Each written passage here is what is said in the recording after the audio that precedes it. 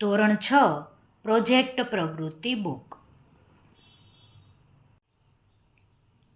પાના નંબર 80. મારો પ્રોજેક્ટ પ્રવૃત્તિ કાર્ય. પ્રોજેક્ટ પ્રવૃત્તિનું નામ પ્લાસ્ટિકના કચરાનું વ્યવસ્થાપન.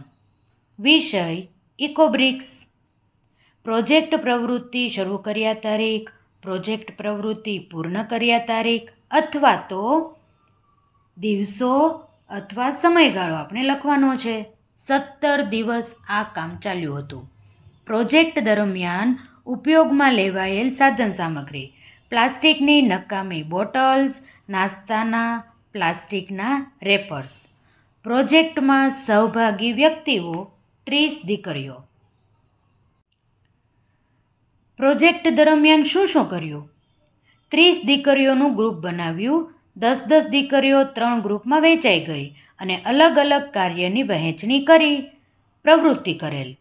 તેઓએ પોતાના ઘરની આજુબાજુમાંથી નકામી પ્લાસ્ટિકની નાની મોટી બોટલ્સ ભેગી કરી 4-5 દિવસ પ્લાસ્ટિકના રેપર્સ કચરાપેટીમાં નાખવાના બદલે શાળાના દરવાજા પાસે મૂકેલ કોથળામાં એકઠા કર્યા.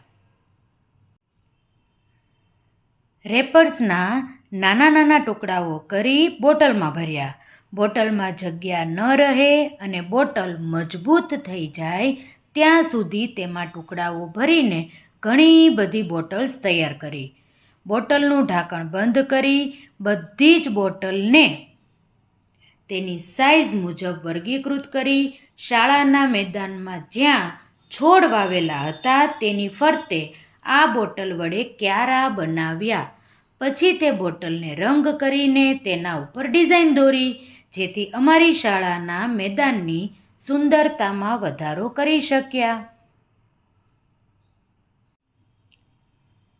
પ્રોજેક્ટ પ્રવૃત્તિ પૂર્ણ કર્યા બાદ શું જાણવા મળ્યું?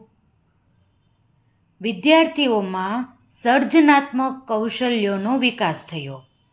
શાળા, કોલેજ, ઘરમાંથી નીકળતા રેપર્સ અને બોટલ્સનો પુનઃ ઉપયોગ કરી શક્યા.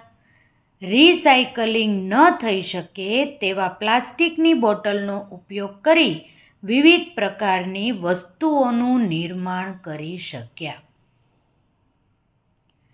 જે ખાલી જગ્યા છે તેમાં તમારે કાંઈ લેખન કરવું હોય, ફોટોગ્રાફ લગાવવો હોય કે ડ્રોઈંગ કરવું હોય તે તમે કરી શકો છો.